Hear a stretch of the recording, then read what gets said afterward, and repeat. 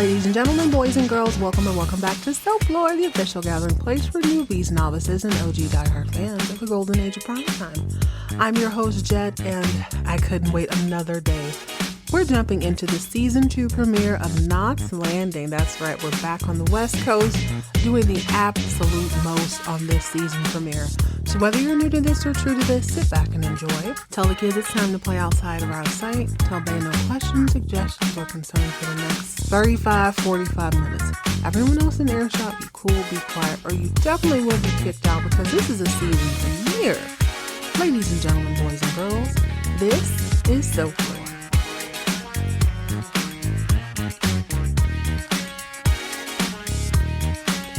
Welcome back, party people, to another fun-filled edition of Soaplore. I am your host, Jet. Soap Queen viewing one of the most iconic soap operas of all time. Or so I hear. Tell you what, guys, I get more comments about Knots Landing than I do anything else. Knots Landing and Falcon Crest, which is not ironic. I've said this several times. I didn't know these two shows. Well, I knew Knots Landing existed. Never heard of Falcon Crest, but I can see why. People keep telling me, if you like Knots Landing now, you're going to love it. You're going to love it as time goes on, which is really good to hear because it seems like most shows hit their peak around season 4 or 5, and then they just kind of fall off, or maybe they continue to pick up steam. I'm thinking of Grey's Anatomy as I say this out loud, and honestly, I hadn't watched it in many, many moons. There's no need to do that anymore. You know what I mean? It's on streaming. There's like 22 seasons. I'm fine with missing 10 of those. I'm sure I can catch up, which is exactly what we're going to do on this episode of Soaplore. So opening episode season 2 is a 2-parter, which is awesome because season 1 by and large seems to be the get to know you phase of a show, any show, whether it's a comedy, drama, whatever. I personally enjoyed this. I enjoyed Knots Landing so much because I feel like I really got to know each and every one of the characters. You get to know their dirt. You get to see their good side. You get to see that they're actually just regular people going through it, trying to make it in America with each other. And they have built this really beautiful, solid friendship. Now, let's do a little review. If this is your first time listening to the show, welcome. No joke, you picked a good time. If I were you, I would start with Knots Landing. Go back. Actually, no. Start with Dallas and then start with Knots Landing because there's a little bit of a crossover there. They mention it just slightly here. They're hinting at it. And I kind of wonder how that's going to play out for the rest of the season. I know you OGs know this, but is Gary Ewing a big fish in LA? Doesn't seem like he would be. I know that they're setting up a few things out on the West Coast. So far, I'm on season 4. What is it, like episode 7 or 8 of Dallas? They're not talking a lot about California. I think they mentioned Gary a couple of times, but they haven't been talking about anything on the West Coast. They're not talking about keeping the environment clean or their image or anything like that. But I imagine that's something they just put in the back burner. If they need to pull a rabbit out of a hat at some point, if the ratings dip down, I'm sure they can just pull it out, which is the best thing about a spinoff, in my opinion.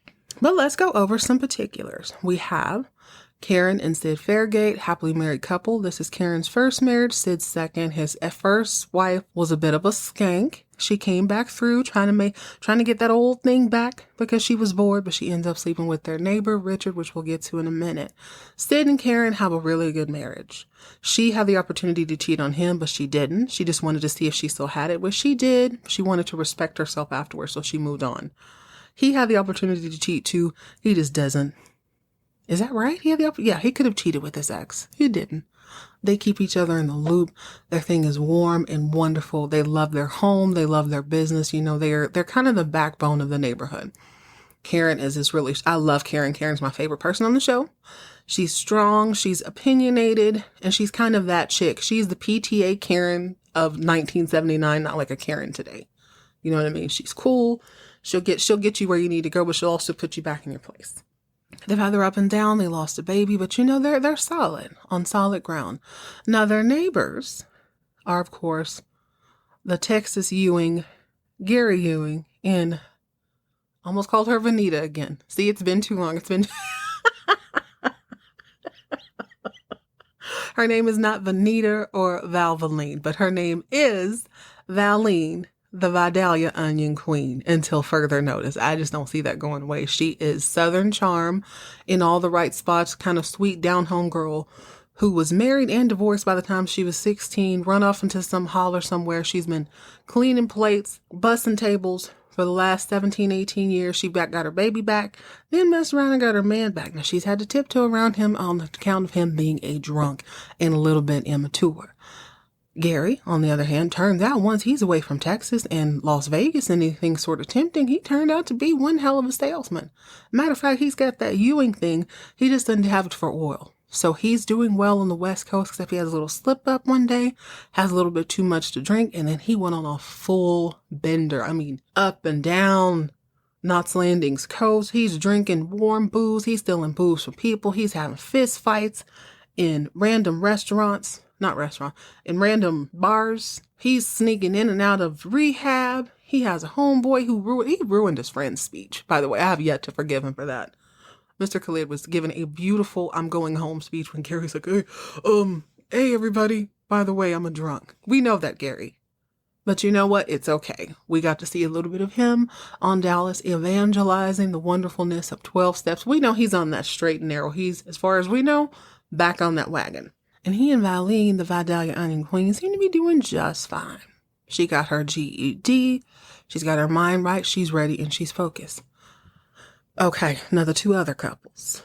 You got Laura and Richard. Now, Laura is a stay-at-home mom who has somewhat of a checkered past. A couple episodes into the first season, she has an experience, let's just call it that.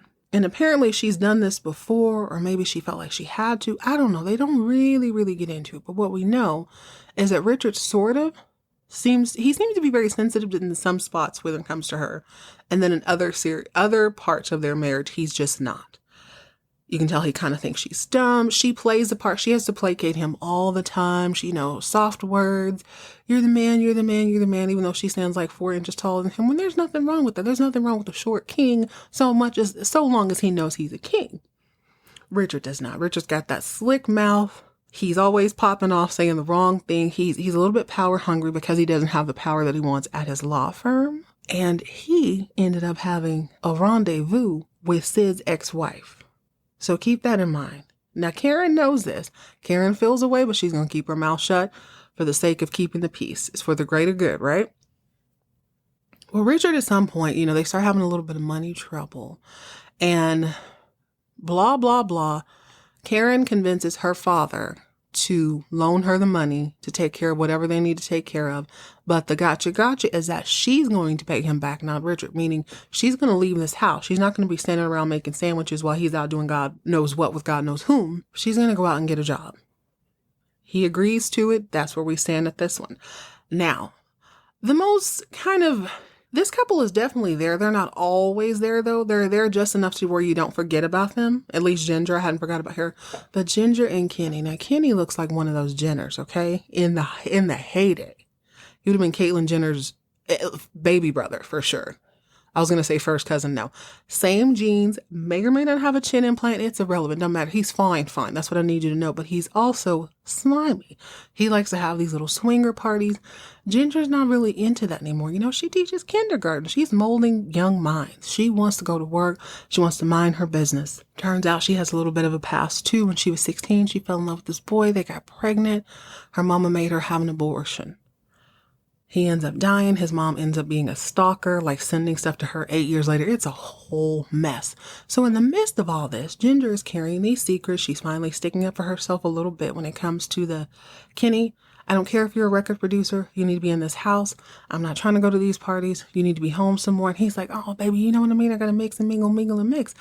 I'm working late because he sleeps with singers. That's his whole thing. So he is inevitably caught sleeping with a singer. I use that word very loosely. A woman who is caterwauling in his studio.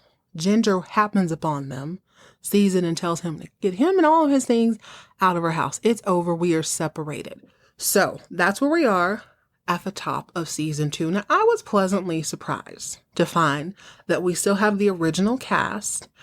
If I'm looking at this objectively, it doesn't seem like this was shot very much later than season 1. So I would imagine they did, 10 or 12 episodes. I think it was 12 episodes, I think. Yeah, 12 episodes for the first one, for the pilot season. And then they went ahead and shot 22 more. So I'm sure they had like a 5-month break, 3-month break, whatever. Nobody looks that different. Keep that in mind. Since this is a 2-parter, we're going to review episodes 1 and 2. And I think we'll just kind of keep up that pace because now I'm curious. I need to see what's going on with everybody. And this one was fantastic. One of the things that strikes me the most about this soap opera versus the others, is that these people are genuinely friends. For the most part. Gary already admitted to Richard, I don't really like you like that. Richard's like, cool. I know you don't like me. Don't think because you're drunk that I won't put you in jail. I will absolutely sue you little drunk behind from here to kingdom come. Don't play with me. So they're not the best of friends, but everybody's wives get along so that, they're coping. I'm sure Karen feels a way about Richard, but she keeps it to herself. I'm sure all the women feel a way about Kenny, but they keep it to themselves for the sake of Ginger. Now, usually on season 2, you eliminate the boring characters, i.e. Matthew and Lindsay from Dynasty. Goodbye. Never saw them again so far. But you usually bring in a couple new people. As far as I can tell, we brought in 1 woman and 2 children, and she looks just like Ginger. So I had a little bit of, I was a little bit confused. I watched it twice, and I'm like, okay, God, they're going to have to change her hair color or something at some point. But guys, there's so much to get into. We have to talk about the relationship between all of the Knots Landingers, the naughty, I don't know, what should we call them? The knotheads, the knots, whatever. Gary and them, their relationship with each other. We're starting to see that fabric be torn apart a little bit. I believe they squeezed a new house into the cul-de-sac. Maybe I hadn't been paying attention. It is always my policy, generally, to kind of skip through the opening credits, but I'm thinking I should probably watch that a little more closely now, because I feel like they squeezed in a house that was not there before. We'll get into all of that on this episode, so get settled in. Grab yourself something refreshing. Cut yourself up a cute little charcuterie board. We're back at Knots Landing. All right, so the first person to grace our screen is Sid, and Sid looks fantastic. I did a triple take. I didn't almost do anything. I did a triple take. I'm like, wow, he looks really good. I can't tell if maybe he gained a little muscle, maybe they just cut his hair or something. He looks wonderful. He's sitting in his car, and I've always found him to be a little bit too aloof for me personally, but he's vibing out in his car. It's under the cloak of darkness. He seems to be on his way to Diana, who's their daughter, the high school. Now, Karen's there. She's backstage. It is a Knots Landing High Talent show. Diane's got a new little boyfriend, and he is dressed as Gene Simmons. Immediately, I'm like, oh, okay, cool. So he's in a band, and, Diane's like, Mom, and he's so cute. And Karen's like, yeah. Karen is still her. She's still running teams. She is telling the stage manager, what is and isn't going to happen. Basically, she's trying to kill a little bit of time because Sid is on his way. So I watched the first episode twice. I will admit I was kind of in and out. I had a couple things going on. I'm trying to work and do it at the same time, which isn't smart. That was the whole point of watching these shows, is to unplug, but I digress. Sid is on his way to the talent show, hopefully. They don't really know that because Sid's little sister just got a divorce. She's a new lady on the show. She's just got a divorce, and if I'm understanding this right, she is driving from somewhere up north, I suppose, and Knots Landing would be right about the halfway mark, and then she can, continue on her trek further south. I believe she was going to move to San Diego. First time I realized Knots Landing is in LA. Found that out at the end of episode 2. So cool. Now I have a little bit better geography. I understand where everybody's at. So he was going to meet her. Now, all this isn't revealed right away, but he was either going to meet his sister if she needed him to. Like if they made it to Knots Landing in time, I guess that was a plan. But it didn't seem like, everything's fine. She ended up leaving a little later or something. So he's on his way to the talent show under the cloak of darkness. Now, I'm going to drop some dimes that make sense now after I've watched it twice. Sid is bending the block. He's turning the corner. He stops at the stoplight right outside the salami shop. A young girl You can tell she's a teenager. She's probably 17, 18, something like that. She comes over to the car and she's like, you know, can you help me out? Can you give me a ride? I'm hitchhiking. I'm like, oh, that was fast. I was thinking, when I read the title Hitchhiker, I was thinking some weirdo comes into town, kind of like that Kmart Evil Knievel dirt bike gang. I was thinking something like that. But this makes a little more sense because we already used that storyline not too long ago.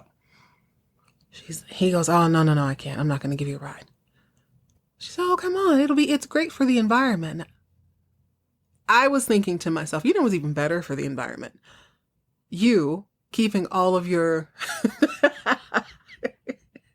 Eunice outside of his luxury automobile. You walking is even better for the environment. I mean, I guess she's right. You're killing two birds with one stone. You're already going this way. And then I thought to myself, if she's hitchhiking, in quotations, across Knots Landing, that's not hitchhiking. Hitchhiking is across the country, right? Baby, you need a ride. Can you give me a lift? Is what she needed. Doesn't matter. Sid has somewhere to be. Can't make it. Sorry, darling. I gotta go. So he starts driving off. And as he's driving off, something catches his eye. He looks in his rear view. Wait, before we go there, I promise, guys, I'm going to stay on track. There's all these little side notes that are popping in my head because I'm just like, okay, this is 1979, 1980. Sid didn't do the reach across the seat and roll the window down. Obviously, that doesn't work in a TV show because that takes up too much time. He's going to keep bopping in and out of frame. It's going to look funny. He had the luxury windows. And I'm like, oh my gosh, that's so cool. I'm sure it was a thing. I'm sure it wasn't in every single car. But he was in like a smaller Lincoln to me, like a Lincoln coupe is what it looks like. He looks a little bit like money. He looks very nice because he's going to the show. Normally he'd be in his dirty clothes, and I think we could have avoided this entire fiasco, but I'm not victim blaming here, okay? Let's continue.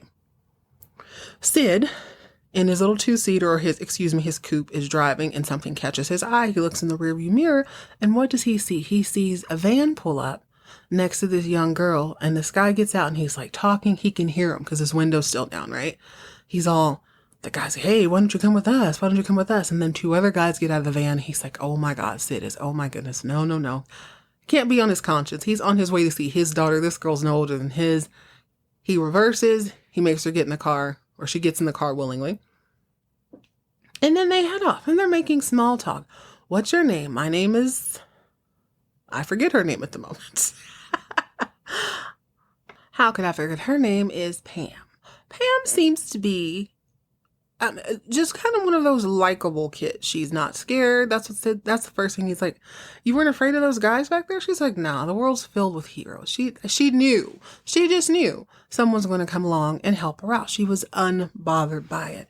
But she's going on and on. What's your name? Oh yeah, Sid. I heard that name on a TV movie, blah, blah, blah. So things are going fine. He tells her he's on his way to his daughter's talent show. So honey, I can get you to Knots Landing High, and that's about it. She's like, okay, that's no problem. I can figure it out from there. Well, then she goes, well, Sid, you got any money? He's like, okay, yeah. How much? You got 100? Maybe. He's treating her like an annoying daughter. You know, he has a very bratty teenage daughter. So he's just like, yeah, okay, yeah. Yeah, maybe I do. She goes, can I have it? And he's kind of laughing like, no. Sorry, I can't help you, girl. No, absolutely not. I can drop you off where you need to go. And she goes, but I'm trying to get on this bus. I need to go way over here. He goes, well, what? I'll buy you a bus ticket, but I'm not going to give you cash. I just don't feel comfortable doing it. So she's still just as calm as a cucumber. She's like, oh, well, I think you should, because if you don't, I'm going to scream rape. And he's laughing still like, yeah, right. Really? Obviously, it's just the two of them in the car, so he's not super worried about it. And who says that? He doesn't believe her. So they're driving and they're almost to like this chicken spot. There's a bunch of cops standing outside. So he goes, well, there's your chance. You want to scream rape? Go for it. So she looks over and he's calling her bluff. She looks like she's just going to sit down and shut up. But instead, she begins screaming rape. Help, help, help. She's grabbing the steering wheel. She's swerving the car all over the road. The cops at the chicken spot see her like, what the heck? Sid is like freaking out because she's like hitting him and swerving the car. So he manages to pull over where the cops are. He's thinking, let me go get me some help too. So he pulls over. He doesn't get out of the car. She jumps out. She jumps in the arms of a cop and he's just like sitting there like, wow, That was intense. They come over, snatch him out the car, put your hands on top of your head. He's shook. What? What? Okay, okay. Everybody keep their wits about them. This is just, we can get through this. Let me explain the situation. His clothes are all on. Her clothes are all intact. There's definitely no bruises on her body, punches on his face. This is me who's watched enough CSI to be like, oh, he's going to be okay. It'll be fine. It'll be fine. Not so. Meanwhile, back at Knots Landing High, the talent show is in full swing. Like I said, Karen was pulling the strings backstage. She's telling the stage manager what is and isn't going to happen. Finally, she can't wait any longer. So Diana's boyfriend is in this Kiss cover band, and they are all dressed up. They didn't do the hair, but we're going to let it ride. They're teenage kids. It's in the 70s. It's fine. It's fine. They turn out to be pretty damn good, if I do say so myself. So the first thing I think is, wow, Knots Landing had that budget this season. They don't have that corny womp, womp, womp, womp, womp, womp music. I spoke too soon. So these kids are killing it. The drums are drumming. The is nearing. It is sounding wonderful. The crowd is hyped. Everybody is loving it. Yeah, yeah. So what happens? It's their time comes to an end. And the crowd is going nuts. So Karen's like, oh, yeah, encore, baby, encore. The crowd wants an encore. Stage manager's like, Mrs. Farragate, please. We have other people. Encore. I said encore. So the kids play another song. This buys Sid even more time, but unbeknownst to her, Sid is in the clink. It doesn't matter. He can have all the time in the world. He ain't going nowhere, at least not tonight. So we as the audience are blessed with the talented Diana Farragate. Now, she's following a 2-time performance shouting Kiss cover band who's doing really, really well. And she and her homegirls, her and 2 girls, they're dressed in, they're tap dancers. They're dressed in a leotard and like a vest with tails. They've got the sparkly top hat, the gloves. They're going to do us a little tappity tap dance. Now, I was thinking the whole time that the Kiss cover band was playing, there's no words to the music. So so they didn't have the licensing to do a song. Maybe they don't, maybe she'll just tap dance. Oh, unfortunately, that was not the case. Diana, who is apparently Diana Ross of the Supremes, is front and center. And she starts clickety clap, clickety clap, clickety, clickety, clickety clap, tippity tap, tap, tap, tap, tap, tap. And she starts giving her best Liza Minnelli, only she sounds a whole lot like that girl that Kenny was sleeping with. She is caterwauling this song. It is terrible. I was like, oh my God, when is this going to be over? And she's singing hard and loud and all off key. If the keys are right in front of her, y'all, she's doing backflips away from them. She is matrix dodging the proper notes. It is, oh, at its worst. Clickety clap, clickety clap. The tap dancing was on point. They look good. Sounded terrible. So if you watch it on mute. Don't play yourself, okay? She gets through all of that and nothing. I don't think they won. I don't even remember that part because by this point they flash back to they do. They flash to Richard and Laura, and Richard's going to receive a call from Sid, who's in the clink. So Karen is walking around her room. And Richard is doing hot yoga or something without the heat. He's all we can see is his feet in the air. He looks like an Olympic diver. He's just kind of feet stretched in the air. He's on the other side of the bed. And she's excited. She's like, oh my God, I had the best day ever at work today. And he's trying to be shady. Mind you, they lost the money. They almost lost their home because he got into this bad investment, blew their savings. Her father gave them the loan with the exception that she was going to be the one to pay him back. Her father, that is. So she got this job at a real estate firm. But what all she's doing right now, all she's doing is she's stuffing letters. She's doing contracts. She's doing admin work and she's excited by it. Like, whoa, I can't believe it. This is that. He keeps trying to reduce her joy. He can't take the fact that she has something going on that he agreed to and that she's excited about it. You're a glorified stamp licker. All you're doing is licking envelopes. Mind you, he's got his toes pointed straight up in the air. All we see is booty, thigh, calves, and toes. It's one thing to be insulting. It's quite another. I will never be insulted by someone with their toes pointed. That's just not going to happen. So luckily the phone rings. He comes out of his headstand stance Answers the phone. It's Sid. Like, Sid's like, yo, could you go get Karen? She's at the school with Diana. I need you to come down to the jail. I've been arrested. What the heck? Yeah, he gets dressed. He goes and he does all the things. So they get down there. And we, the audience, get to see the entire jailhouse. So they have Sid sitting in like the little holding tank they sit you in if you're drunk. Not that I would know. But he's sitting in that tank. Pam is flirting with the cops. She's sitting on the desk. She's laughing and she's giving her statement. And her story is, Sid was going to pick me up, but then he didn't. And then he saw these guys. Oh no, she leaves this part out. He was going to pick me up, get in the car. He starts soliciting me. I said no. Luckily, I saw the cops. I start fighting him off, blah, blah, blah. Well, one of the chiefs comes by and he sees Sid in the tank. So he pulls him in his office. Sid tells him his version. Now, here comes Karen. Karen's here and Richard's here about the same time. Now, all the men folk seem to think that this is going to blow over. This is her word against your word. There's no physical evidence. There's really no reason to believe this. This will probably be fine. She'll probably not even, they're not even taking it super serious, that everyone thinks it's going to fall apart, except Karen, because Karen is sitting and she's watching this girl. She's watching her flirt. She sees how happy she is. And she's like, this little girl's lying on my man, first and foremost. So just to be safe, she's like, Sid, I love Richard. I do. But I think we need a criminal lawyer for this. He's like, no. Richard's going to be fine. So as they raise up to walk out of the police station, Press is discreetly there, and Pam sees them stand up. So she started yelling, "You're going to let him go? How dare you? He tried to rape me. He's a pervert." Now, Karen is not having it. She's, "Little girl, look up. My man did not. He would never." She's going back and forth with her. Well, the little girl likes this, right? She's very controlled, which is terrifying. She's very controlled with it. She's like, "Oh, I feel so sorry for you. You don't know anything about your husband. He's a pervert. He likes him young, too. He was trying to rape me. He was telling me what the men in the van were going to do to me. He made me get in the car." She's going on and off and on.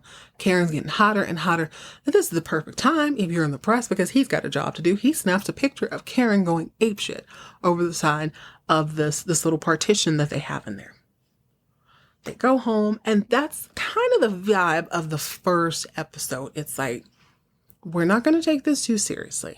Let her finish her statement, and everything will blow over. But Karen's like, "No, I don't think so. I really don't." After she saw that outburst from the little girl, she's like, "No, something's about to go down." Well, it goes down. It does. The girl has a wonderful statement. I hate to say this, but this is TV. I can say things that I wouldn't say in real life. So her vibe is this: "Yes, I like to have a good time. Maybe I hook up with men, maybe I don't. But I said no, and this man tried to attack me. He tried to attack me. Why would I lie about that?" And that's a great defense. If you're like, I'm going to be very honest in everything that I do. I'm not ashamed of my rendezvous in or outside of this police station. I do what I do. So by this point, they, being Karen and Richard and Sid, decide, okay, we're going to take this seriously. It's safe to say that Karen is taking it the most serious because she understands this is a devastating accusation. Whether it's true or not, in a court of public opinion, the optics aren't great. Now, yes, Knots Landing knows this man. He has no record. No one else has ever gotten kind of a weird vibe off of him. But why would this girl who tells the truth about everything else lie about this thing? That's kind of the whole setup. So Karen, for the majority of this first episode, she is pushing Sid to get a criminal lawyer. She's like, "I know a guy, got the best in town, let's do it." Sid is being loyal to Richard and just very trustworthy because, again, he knows he didn't do anything and he trusts Richard. He's like, "Listen, I can't do that to Rich. First and foremost, that's my friend. Let's just let him do his job, let him do his job." Now, this is all fine, well, and good. Until the episode starts progressing, the girl's not changing her story. There's going to have to be a hearing.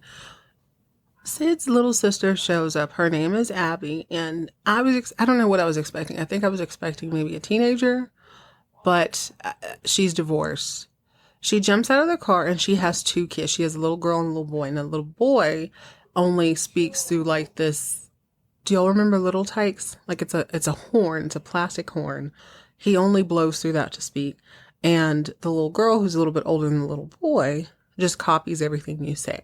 So it's super annoying, but they pulled into the cul-de-sac and it's a kind of a refreshing moment. Everybody gets to take a breather.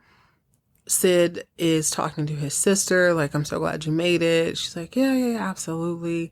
The cousins are, dealing with the little cousins, even though they're acting kind of weird. I mean, it is what it is. Everybody goes inside and Karen and Sid throw a good old fashioned kickback. Now, throughout the whole time, as everyone is being introduced to Abby, you can tell Karen is still thinking about this, as she should, and so is Sid. He's getting a little nervous. So they have their conversation in the kitchen and she tries again. Sid, let's just talk to the criminal defense lawyer.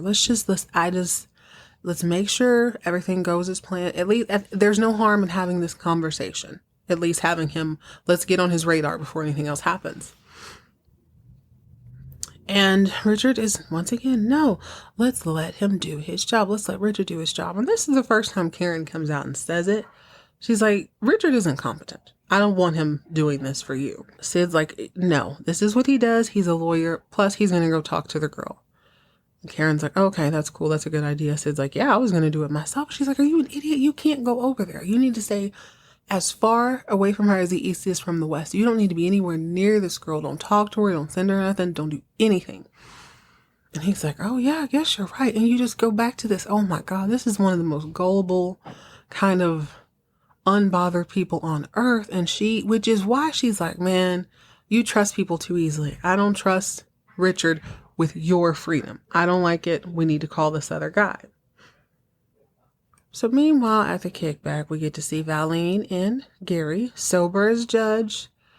Richard and Laura comes over and she's pumped. She's really loving her real estate job. So I'm assuming she's going to get a real estate career. I was kind of thinking that would be Valine's thing. And I really do think this is me coming from watching the Real Housewives of the OC. I'm thinking of Vicky. Isn't she like an insurance maven or something like that? So I figured that's what one of them will do, build like this whole empire for themselves. I was kind of leaning towards Valine because it seems like she has the most to gain. She's got her GED, let her get some community college under her belt. She's good at everything. Kind of that's what I thought I saw coming. Maybe that'll still happen, but Laura is super pumped about the real estate industry. Richard is still silently hating. All you do is look, ma'am, you're not in the real estate business. You're in the saliva and envelope business. Just being terrible for no reason. So Ginger is sitting on the couch when there's a knock at the door, and guess who it is? It's Kenny. Kenny comes in. Hey, what's going on? I'm just looking for you. She didn't want to talk to him. She's like, dude, we're separated. You're not supposed to be here. I know, but no one was at home. What's going on? How's it going? Over walks Abby, and she's like, and who is this? Now, she's a little flirty.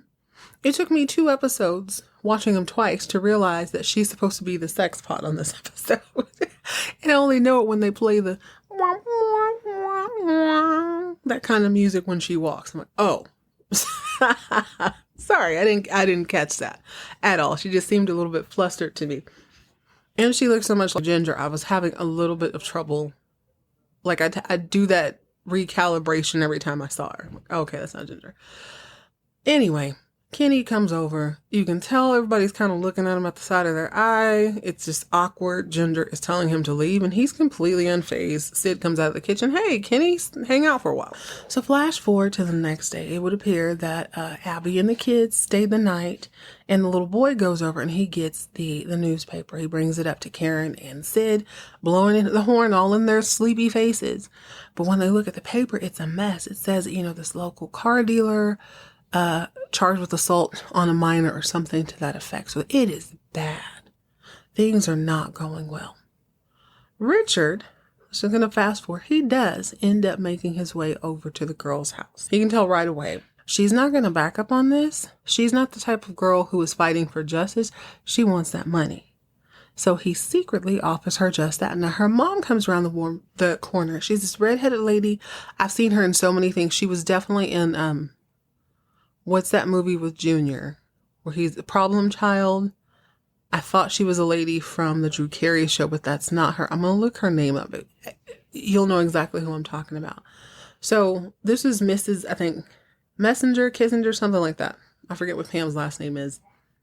Her mom confronts Richard like, how dare you? So your friend tries to rape her. Now you want to try to buy her? You're trying to bribe us? We don't lie. You can get your stuff. You can get out. This makes Richard all kinds of upset. He's sweating bullets. Richard's trying to keep Sid on the up and up, trying to keep his spirits high. Dude, don't worry. It's going to be fine. I promise. Karen still isn't buying it, though. She's like, he's not... I'm sorry, he halfway does everything. I just don't like him halfway doing this. He hadn't discredited her or anything. So the day of the hearing comes. It's on a Tuesday morning. All the evidence is laid out. And the judge decides that there is probable cause. They were all kind of banking on this being dropped before it went to trial. But it looks like it has to go to trial now. Sid is gobsmacked. Karen is floored. Richard is sick to his stomach. And little Miss Pam is smirking from ear to ear. She's even convinced her mom that this is happening. So they're smirking ear to ear. It's a mess. It's a mess, but it's I'm glad that this happened. Not that, whatever, it's TV. It's entertaining. But it's fun to now see what this is going to do to Richard and Sid's relationship and Richard and Karen, because she already feels a way. She knows he's not, and she's right, he's not the most upstanding person. He's shown that more times than a little bit, but I think when it comes to family, this is so personal. This is this man's freedom, his reputation. This is horrible. This is not a good thing, and the last thing you want is somebody who's incompetent. So I'm with her. I'm Team Karen per usual on this one. Oh, there was one little scene that I left out. This one was very entertaining. This season, I've already seen some bloopers. I'm enjoying it. Two scenes we got to talk about that are sort of inconsequential. So Diana is on the phone. She's in her little white jumpsuit and she's talking super loud at breakfast morning. And she's, oh, of course I can. Yeah. So her little boyfriend, the guy from the Kiss cover band, is on the phone. And apparently he was impressed with either her tap dancing or her singing. He was so impressed with her raw talent that he has invited her to be the lead singer of the band. Now, I had to listen to this twice. I said, are you sure? Singer? She can definitely tap dance to some rock music. I don't think I've ever seen it. That's got to be one heck of a show. She was very good at that. But he wants her to sing, and she's like, yeah, I'll practice 25 hours a day. And I'm like, baby, you're going to need it. So she's been invited to be the lead singer, and I'm, Lord have mercy, what we will do for love. Well, let's talk about Miss Abby. So Abby has these two kids. This is Sid's little sister. She's significantly younger than him with the two kids, and she's happy, she's friendly, she's definitely charming, and she's a little bit flirty. She's a little bit flirty with Richard. She's definitely flirting with, almost called him Jenner, with Kenny, when he comes by to see his estranged wife. She's definitely flirty there. She's flirting with Gary. Only Valine doesn't seem to mind because Valine is more enamored with these kids. So the little girl who's copying everything everyone says comes downstairs in her PJs and she's like, Mom, I'm ready to go to bed. I forgot my books. Can we unpack them? Her mom's like, no, just read one of Diane's. So she goes, okay, cool. Ends up going upstairs and Valine sees something in her, so she follows her. So, Valine goes in the room. Hi, little girl. Hi, little girl. How you doing? Da, da. Well, what you not going to do? This is just a public service announcement. What you're not going to do is talk faster than a Southern woman. So Valine clicks her heels, goes back to Sleepy Hollow or Vidalia, Georgia, or wherever she's from. And she puts that ish in third gear. Hey, little girl, I just came up here to check on you because you look real miserable. I thought you was kind of sad. I thought I'd come up here and talk to you a little bit. I have a little girl, too, however, but she's left out in Texas. She's left Texas to lead. I didn't know what to do with her. We had to leave her. Gary on account of him being a drunk and me on account of me running away and having a good relationship with her. I just didn't know what to do. So I thought I'd come up here and talk to you and see how you can do it, baby. Little girl can't keep up. And that was just, she didn't even really kiss. She didn't even really warmed up. So the little girl is like, oh, fine. I'm bored. She eventually does open up to Valine, and she tells her that we're getting a divorce. She's upset. She's sad. She doesn't really want to talk, so the best thing to do when you don't want to talk is just mock. Valine, it's like, well, don't worry, baby. Listen, I understand this is a hard time for you. She slows it down for her out of respect, but she's like, don't play with me, little girl. Me and the Matchbox car man can go toe to toe. Don't mess with me. But she sees something. She misses Lucy. You can tell she's longing for this motherhood that she was robbed of. So she climbs into bed with the little girl and she starts reading her this story. I guess they're reading Black Beauty. I was mildly concerned with what kind of books Diana would have, but she's a teenager, so I guess it wouldn't be that bad. She's reading what's her name? Abby, I almost called her Gabby. Abby, whoever. comes upstairs and sees this, and she's fine with it. It's an odd relationship, though. As we go into episode 2, Valine kind of takes on this whole, we'll get into that. That's it. That's all for this episode. We're already at the 40. It's already run a little bit long, but I'm going to continue with part 2 of the season opener, which would be episode 2, Knots Landing, the Hitchhiker, part 2. We're going to trial. We're going to backtrack. We're going to find evidence. We got to figure out a way to get Sid free and clear of this fiasco. In the meantime, in between time, baby, lock your doors. You see some little girl panhandling trying to get 4 blocks away, let her walk. It's good for her. Keep your friends close, your enemies closer, and your doors locked. Eyes straight ahead, hands at 2 and 10. We have no time for the foolishness. Stay moisturized, stay hydrated, mind your own business, and keep all of your drama on TV.